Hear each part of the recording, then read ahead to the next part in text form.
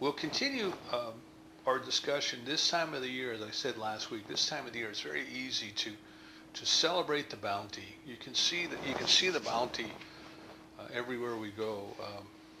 For those of you who were on the conference bridge before we started, Joe and I were talking a little bit about the state fair in Raleigh, and I know there's state fairs in every state, and probably everybody has been to the state fair. And it's just magnificent when you go, and you can see how incredibly bountiful this earth is, the crops that it can produce, the size of the pumpkins and the squash and the animals that grow. And it's easy at this time of the year in the northern hemisphere when people are taking in the crops from the field, it's easy to see the bounty and the abundance of God's nature. The number of leaves that were up on the trees that we had no idea were there until we had to go and rake them up. If you have any type of a nut tree in your yard, produce acorns or hickory nuts or walnuts, it seems like they come down forever. Sometimes here it's hard to even get to the car. It's like trying to shuffle across on ball bearings. There's so many tiny little nuts laying out in the ground. So it's natural at this time of the year that our thoughts turn to the bounty and the abundance that God is.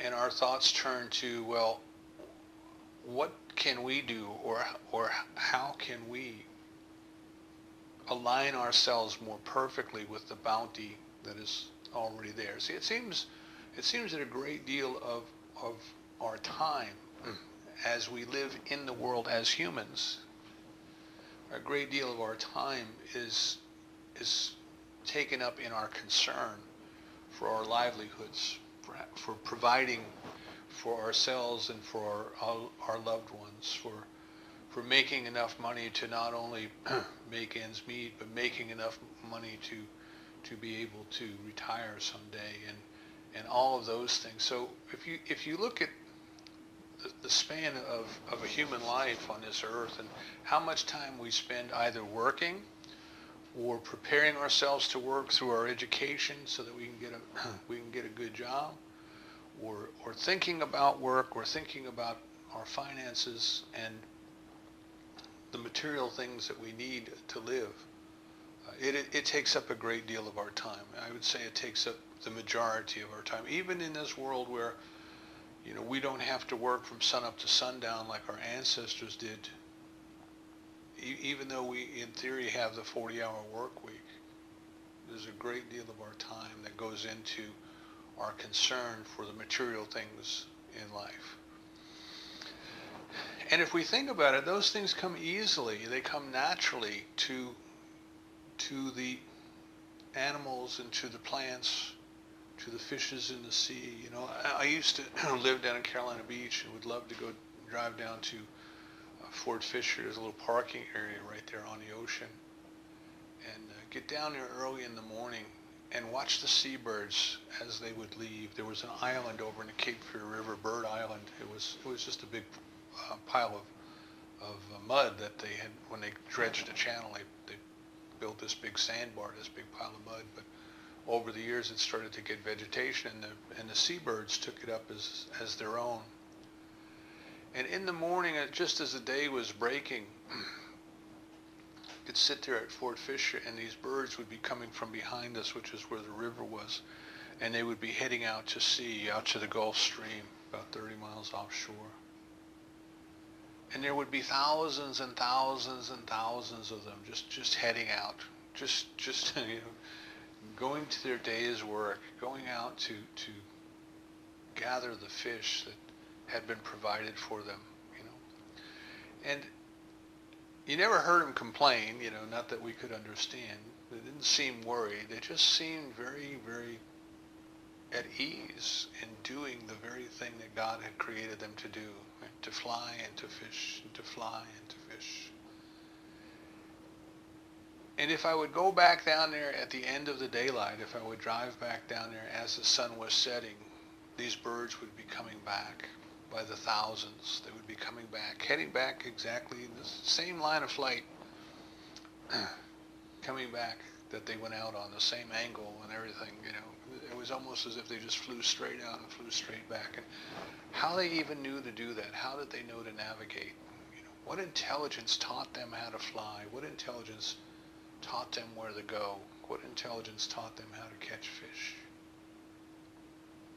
So these things that we concern ourselves with as humans, we understand come very easily to the animals, very naturally to the plants, and they come in great abundance.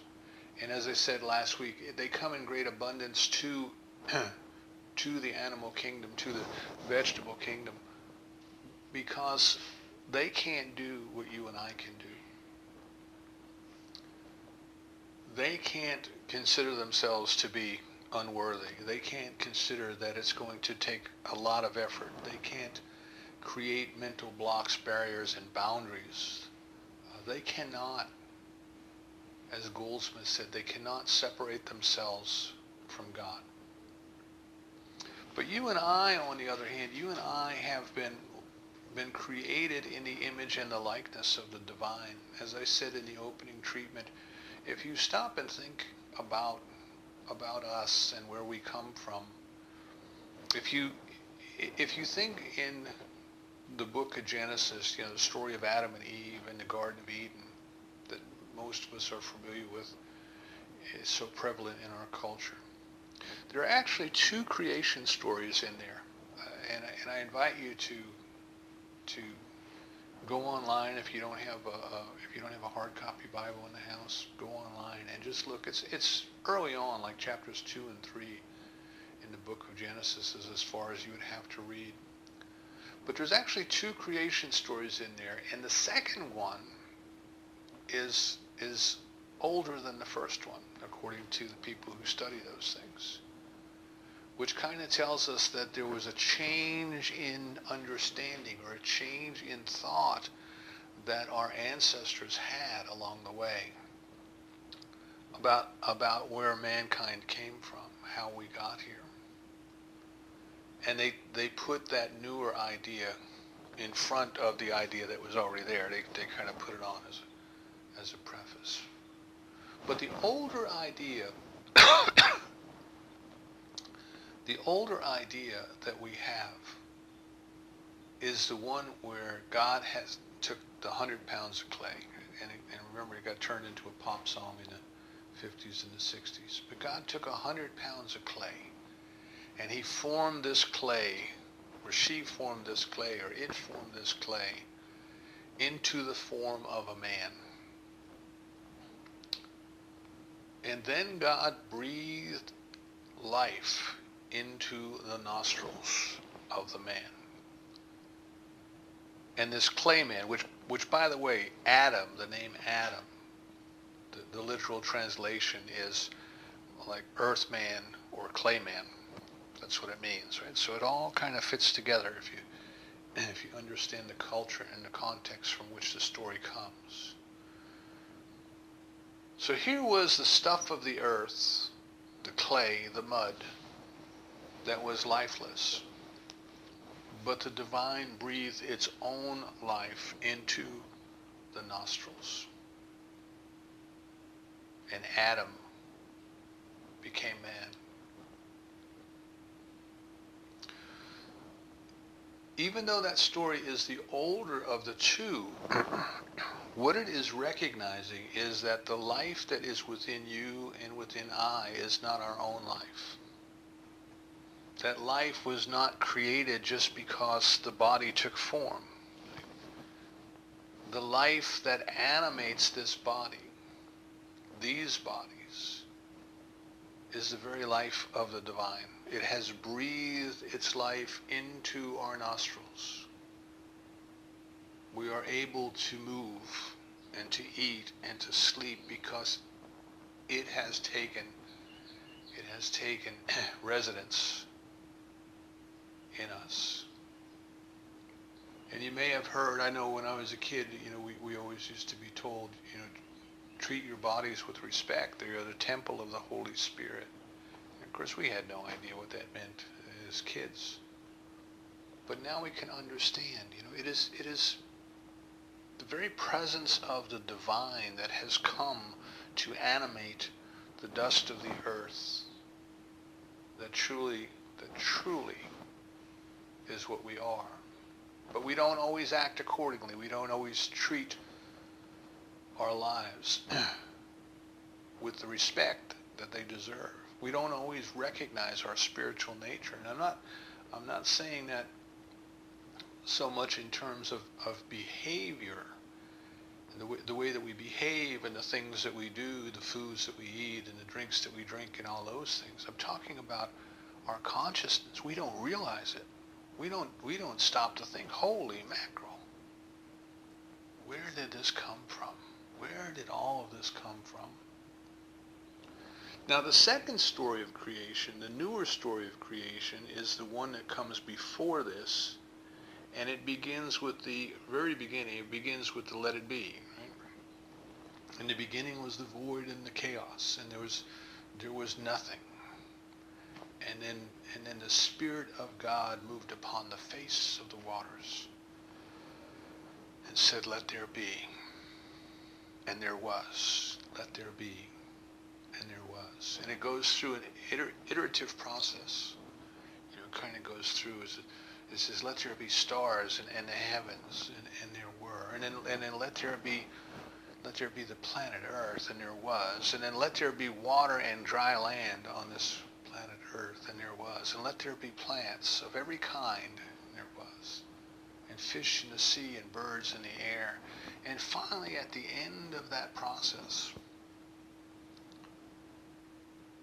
it says that God said, let there be people in our image and likeness, like us, like the divine, because we have come out of it. It has come to this world to live its life through us. And I want to be clear when I'm saying it. I know sometimes people say, oh my God, you're trying to make yourself God, and we're not. It's like the ocean and the wave. We are not the ocean, we are the wave. Everything that the wave is comes from the ocean. The wave is the ocean taking the form of the wave. The wave is never going to be all that the ocean is. But everything that the wave is some part of the ocean. And everything that we are is some part of the divine. Some part of the divine. We don't always act accordingly. We don't always think accordingly. But nevertheless, it must be. So this newer creation story is showing us that the creation was not so much a physical act of the big hands of God taking the mud of the earth and forming it into the form of a clay man and then breathing its life into it, which as a metaphor works perfectly well for us. But it is showing us that the divine act of creation was an act of consciousness, of will, and of volition. The divine decided that it would have these things, and something acted upon that decision and brought these things from the invisible into the visible, from the invisible into the visible. And I'd like you to hold that thought, hold that point. Life is a process of the invisible becoming visible, and it is set into motion by an act of consciousness. Something that is part of the divine. It is not separate from the divine. It was not created by the divine, but it always was because it is part of the divine. Remember, in our way of thinking, we have to divide things up to get them into bite-sized pieces so we can get our mind around them. And I'll go back to the example of the ocean. How many oceans are there in the world? Well, there's one. There's one ocean. If we're on the east coast of the United States, we call the water the Atlantic. If we're on the west coast of the United States, we call it the Pacific. If we're standing on the shores of Italy, we might call it the Mediterranean, we might call it the Adriatic, but it's still the same water. It's still the same water, see. But it makes it easier for us to relate to it by dividing it up into small pieces. In a similar fashion, this thing that we call God or the divine is so big that we cannot get our mind around it. Our minds, our intellect is just not capable of understanding it. So we try to break it up into small digestible pieces. And we say that there's this thing called the law, the doer of the word. That whatever it is that responded when Spirit said, let there be, and took that command to let it be and made it so, that's what we call the law of mind. So now we're starting to see that not only is the life that is within us, that animates us, some part of the very life of God, making its appearance on earth as us, but it is through consciousness that it creates. And since it creates through consciousness and it created us out of itself, and since we have consciousness, then our consciousness is creative too. Whatever that power is that responded when God said, let it be, that power responds to us as well.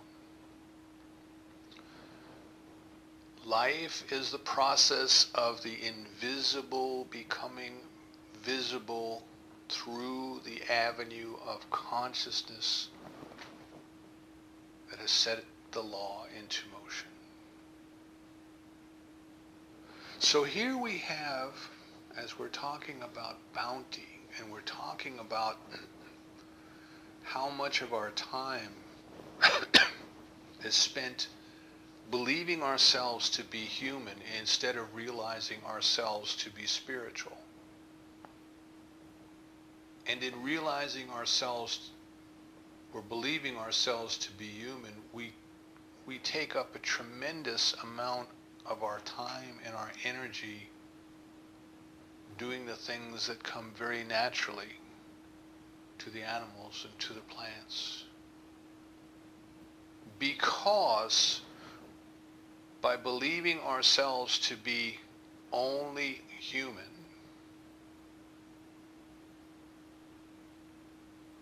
we are not making our connection to the divine. It is done unto us according to our belief. If we believe that we are only human and we believe that we must do things the way that humans have always done things, then we will find ourselves in the world as it exists today. Life is a process of the invisible becoming visible through the consciousness that you and I provide for it. And if we provide a human consciousness because we have not yet awakened to our spiritual nature, then we will have the human experience. We will have the experience, as Ernest Holmes says, of the law of averages. The law of averages tell us that men live to be a certain age and women live to be a certain age on average, and we will live out our life somewhere in that law of averages. But if we recognize that life is invisible, love is invisible, joy is invisible, all of the good things in life are invisible. If we recognize that the bodies that we have while we are here are simply the dust of the earth taking the appropriate form in order to provide a vehicle for the consciousness to live, then we don't have to be subject to the law of averages. Dr. Holmes put it another way, and he said there's a race consciousness. It is the sum total of all human thought. He called it the race consciousness, Carl Jung called it the collective consciousness, or the matrix, for those of you who saw the movie The Matrix. It's like the collective dream that we're all stuck in, you know, the collective dream that we're all trying to break our way out of. And that collective dream, it believes in the necessity of lack. It believes in the necessity of poverty. It believes in the necessity of war and sickness and in death. And it believes all of those things. And because it believes all those things, it continues to create all of those things over and over and over. But Dr. Holmes told us that through this process of spiritual mind treatment, by very deliberately and willfully developing the consciousness of our spiritual nature, that we could insulate, isolate, and inoculate ourselves from the race consciousness.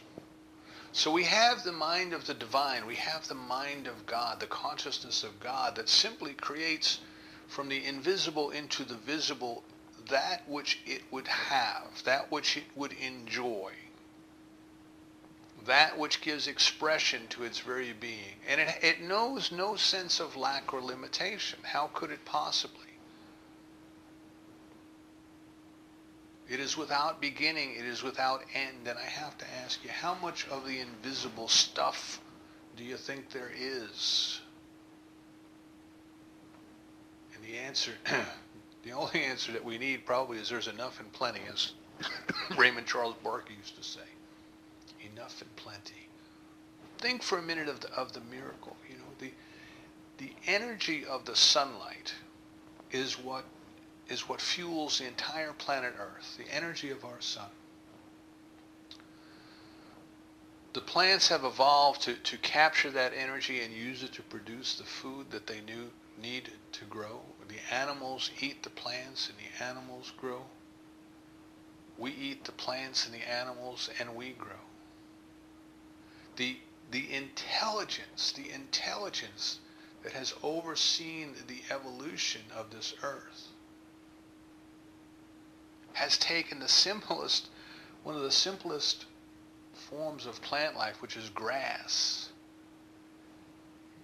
and turned it into the main staple of human life on this planet. Rice, wheat, and corn are all forms of grass that have evolved for their particular location and climate. The plants that give us milk and give us meat eat the grass. We eat the corn, we eat the rice, we eat the wheat. If it were not for this very simple plant, this grass, that through the action of the law, through the divine's word to say, let there be plants and animals of every kind, the grass has taken these very simple forms and, fueled by the energy of the sun, is able to sustain all of the life that we know on earth. How simple is that when we back away from it?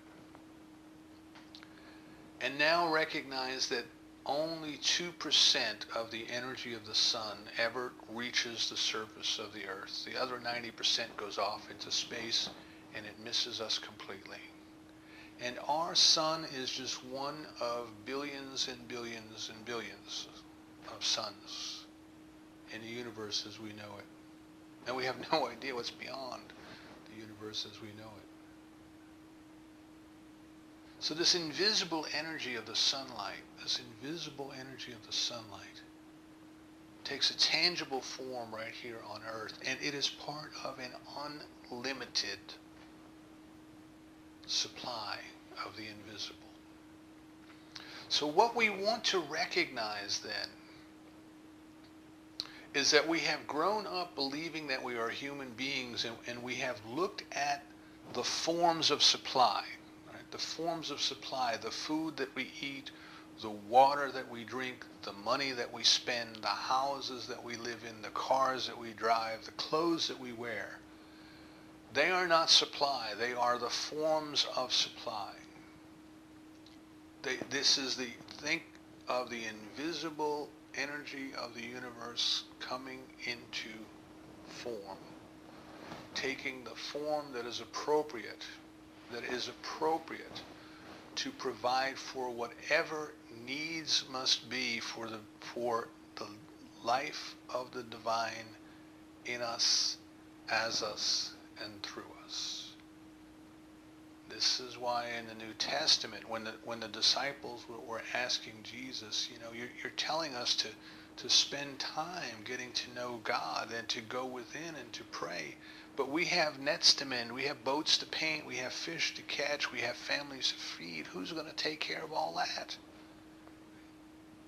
And the answer was, seek first the kingdom. Recognize your spiritual nature first. Seek first the kingdom, and everything else will be added unto you. The birds in the air don't worry. The lilies in the field don't worry. They do what they were created to do, and they are provided for. And what I believe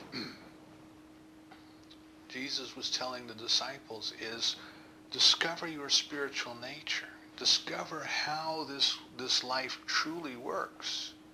Express your purpose for being here. Express your purpose, which is to be God's instrument of love and of peace and of sharing. And let everything else take care of itself. See, we have to come to realize that the rules of the world as we know them today were created in the consciousness of men. I've been reading a lot about the history here in the Piedmont of the Carolinas, and how when the King of England claimed these lands, despite the fact that there were human beings already living here, but when the King of England claimed these lands, he went about and he set up Lord Proprietors. These were his rich friends who he said, you're in charge of these lands, and what you need to do is you need to figure out how to get people to go there and settle there and have them pay you taxes, and then you pay me taxes so we can all get richer. And this was based on the old feudal system of Europe. So here you have the land that God created, the land that the Native Americans were living on, tending to, raising their families, all these things. And suddenly human beings come in with a totally different idea. An idea that we are going to own it, and we are going to charge you to live on it, and you are going to pay us, and we are going to pay the king, and everybody is going to be wealthy. Up the line from you. And it creates a system where the people who were working the land were living and toiling always on the edge of poverty, and the people who were collecting they called it quit rents and fees for titles and things like that, they were getting rich. Now that idea that we see, a couple hundred years ago in colonial America, it still exists today. You can see it in business today, that the wealth flows uphill. The people at the top get richer, and people at the bottom get poorer. But that idea is an idea that was created in the mind of human beings because they look at the world around them and they think that everything that they see is all that there is, because they don't see into the invisible. They don't see the invisible becoming visible by right of consciousness. They limit themselves to what their senses tells them to be true. And we know that our senses are limited. For example, when it comes to vision, we know that human vision is limited. There are a certain range of frequencies of the radio frequency spectrum that we call visible light that we can see, but we know that beyond them there's light that we can't see. There's ultraviolet light, there's infrared light, there are X-rays, there are all these things that we can't see, but some of the animals can.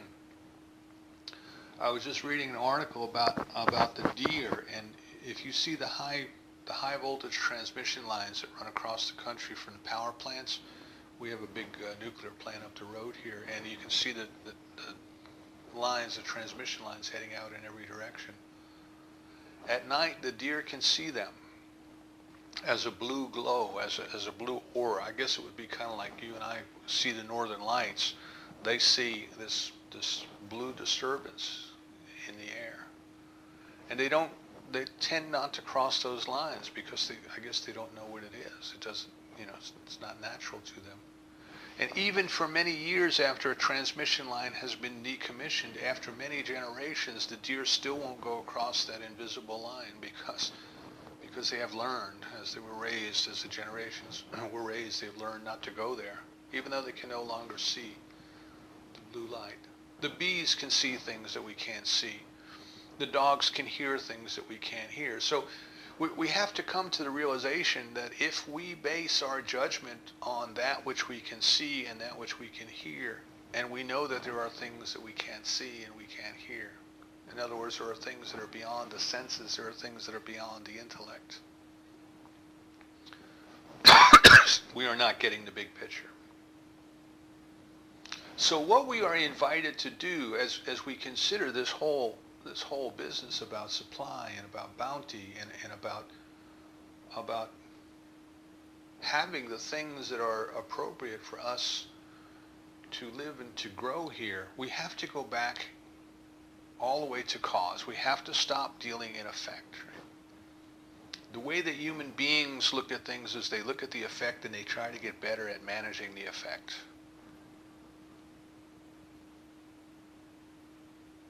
But in nature, things are associated with cause.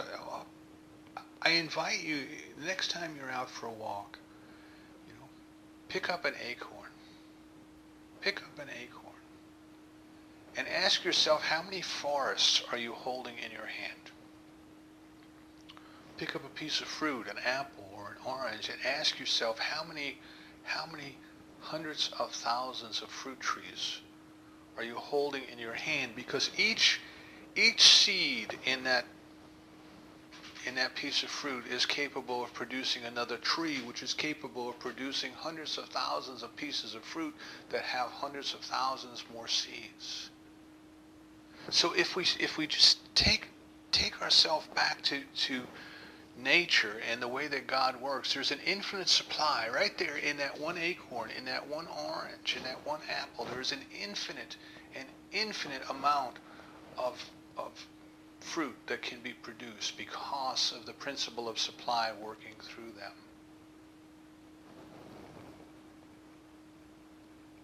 So what we want to do is we want to come back and say there must be a principle of infinite supply that is available to me and as me and through me. And I can harvest the forms of that supply. I can harvest the food to eat, the water to drink, the homes to live in all those different forms, if I have sown the seeds, if I have learned to cooperate with cause, and if I have learned to allow the unlimited principle of God's bounty to flow to me and through me, and I have not constricted it with my belief. My belief that I must work hard and those sorts of beliefs. So the animals, the birds in the air, the lilies in the field, the seabirds down at the coast, they are all provided for in grand abundance because they simply do the thing that they came here to do. They simply do that which they were created to do. So let's take ourselves back to the beginning and ask, why are we here? What have we been created to do? Instead of trying to figure out what we need to do in order to make a living, let's go back to cause and say, what is my purpose for living? And as I get in touch with that and express that, all other things will be added. Let me Let me get back to seek first the kingdom. Let me get back to being in touch with the one who sent me. And as we contemplate that deep question of life, why am I here?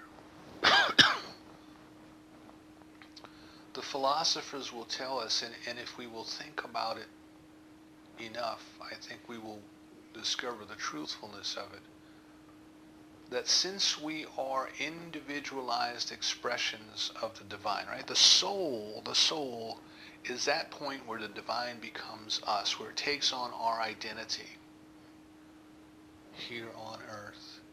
So why in the world would the divine try to take on an identity to come here to earth?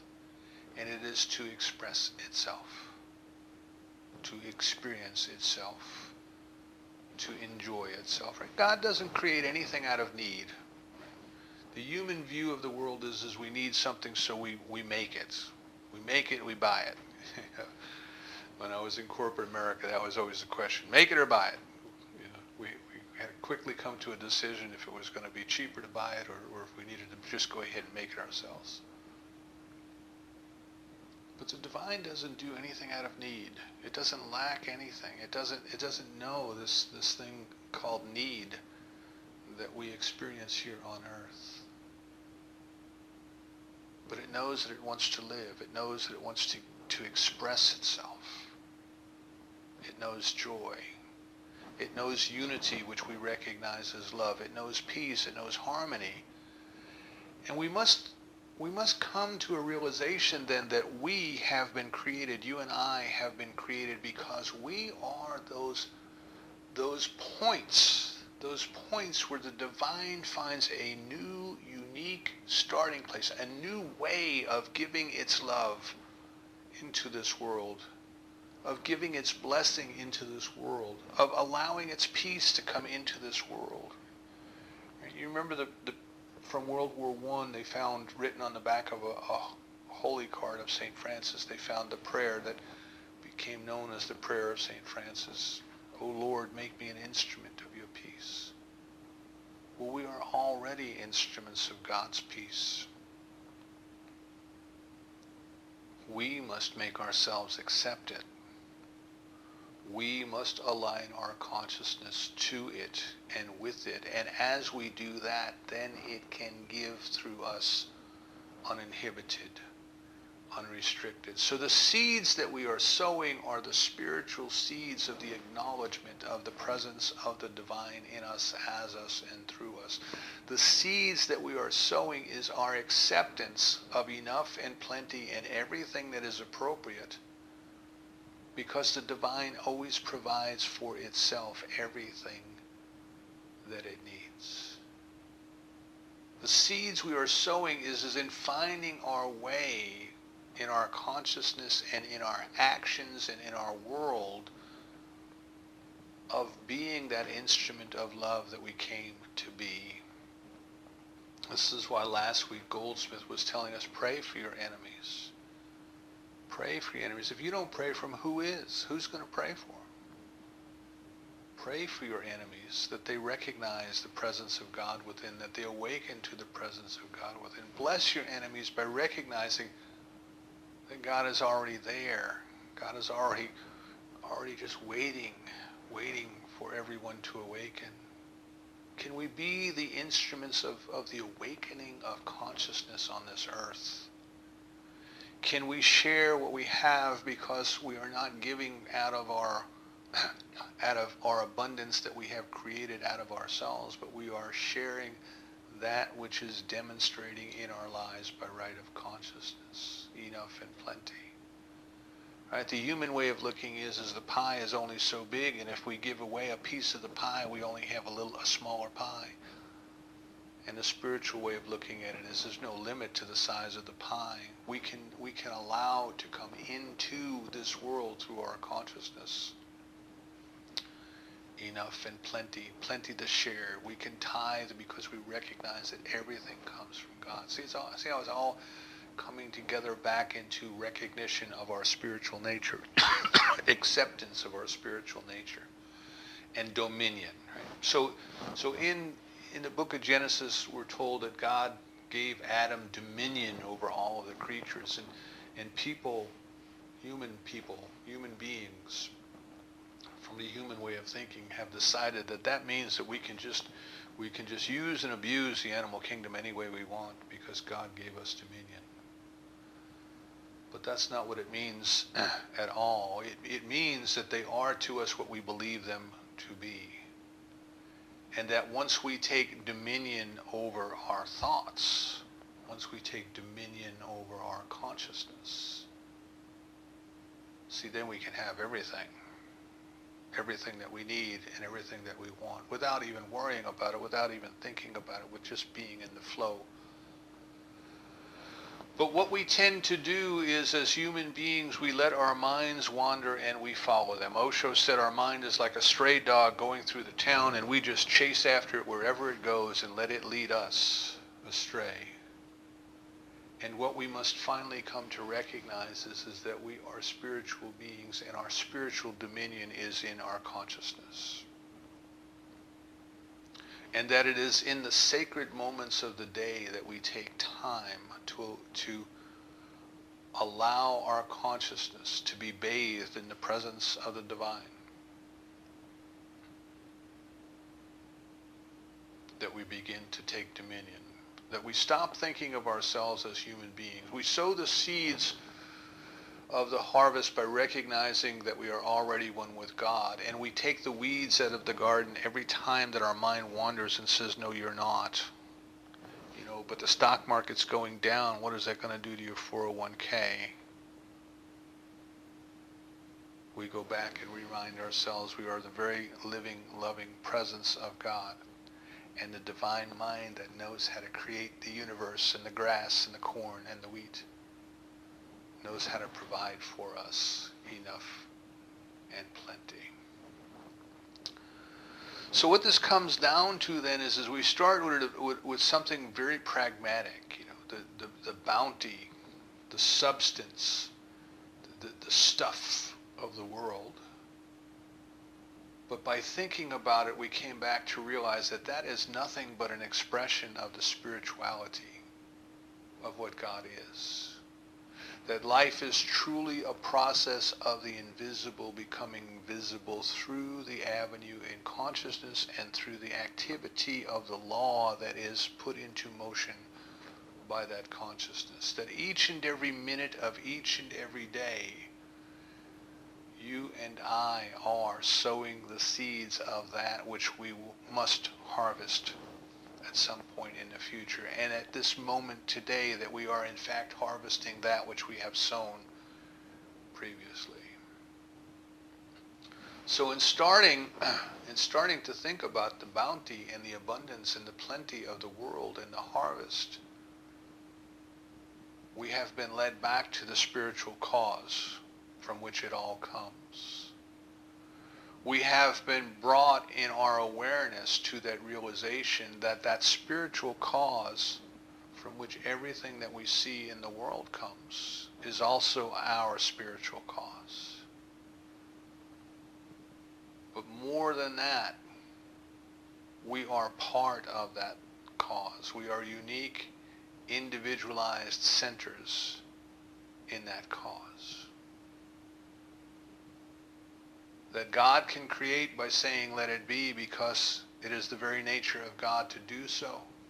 And God has created us in its image and likeness, and it is our very nature to create through an act of will and an act of volition and an act of dominion and an act of conscious choosing.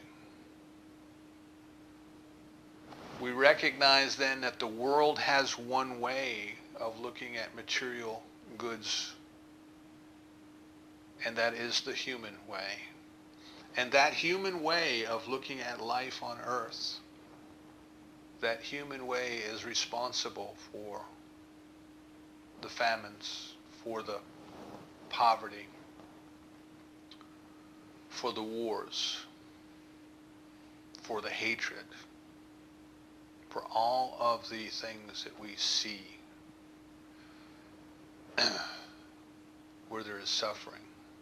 Louise Hay said there's not a shortage of food, there's a shortage of love. Crops may fail, but crops fail in one area and they're plentiful in another, and there's more than enough to feed everyone if human consciousness would get out of the way and stop hoarding. So what this means is that our hope for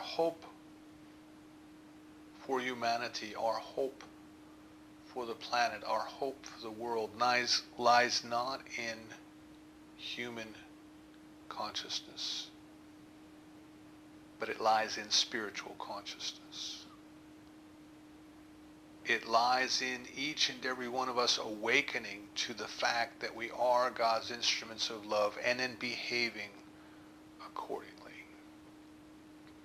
So as we consider this time of the year, as we consider the true miracle of the bounty, the true miracle of the invisible becoming the invisible by right of consciousness, as we start to more closely identify with that creative process, as we come to let go of the idea that we are only human, and we stand in awe of the realization that the ground that we're standing on is holy ground because God is everywhere present, and the very love of God is looking for a new way to express itself through you and I. See, then our whole perception, our whole worldview changes. So I invite you this harvest season, this time of the year when it's so easy to see the magnificence of God, I invite you to realize that includes you.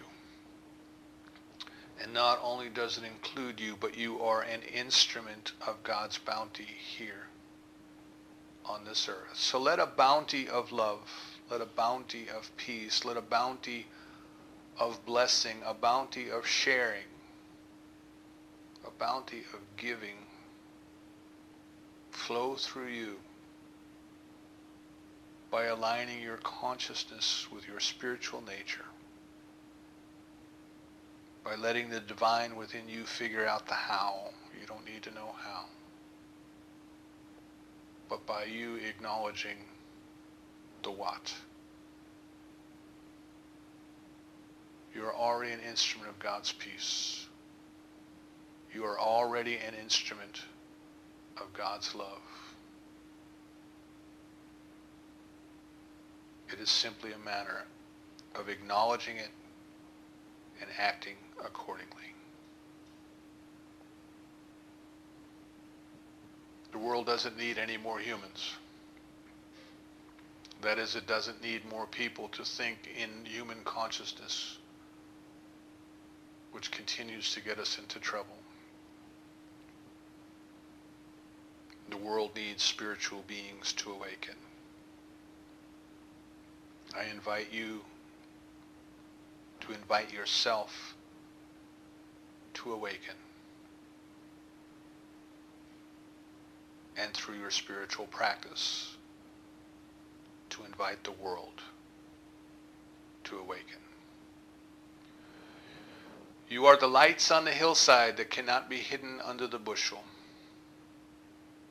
but must shine for the world to see. You are God's love made visible, and let it show. And so it is.